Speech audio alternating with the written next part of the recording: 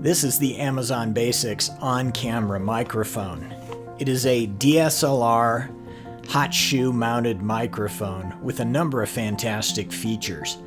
Not only does it have a built-in low-pass filter, it is self-powered via a CR2 battery, and it contains switchings for a 10 dB boost if necessary, and another switch that allows you to change the polar pattern from either a cardioid or a super cardioid pattern, depending on what's best going to fit your needs.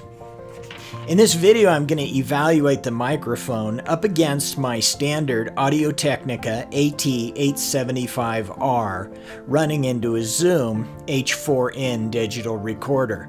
And that way it'll give us a comparison of how well the sound is reproduced. Remember, your particular camera may be slightly different. So let's get going.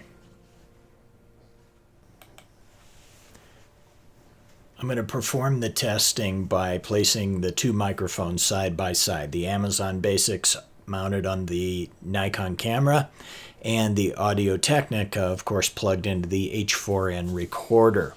I will be reading from Phil Knight's memoir, Shoe Dog, so that you can hear an ongoing dialogue from which you can compare the two microphones. At the end of each night's search for a new office space, Woodell and I would always have a big belly laugh about the whole debacle. Most nights we'd wind up at some dive bar, giddy, almost delirious. Before parting, we'd often play a game.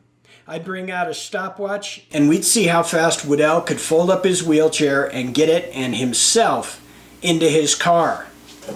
As a former track star, he loved the challenge of a stopwatch, of trying to beat his personal best. His record was 42 seconds. We both cherished those nights.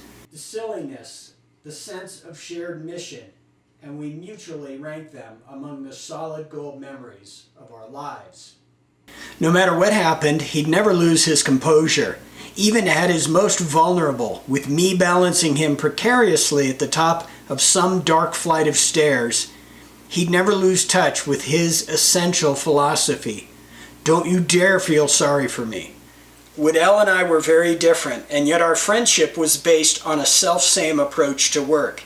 Each of us found pleasure, whenever possible, in focusing on one small task.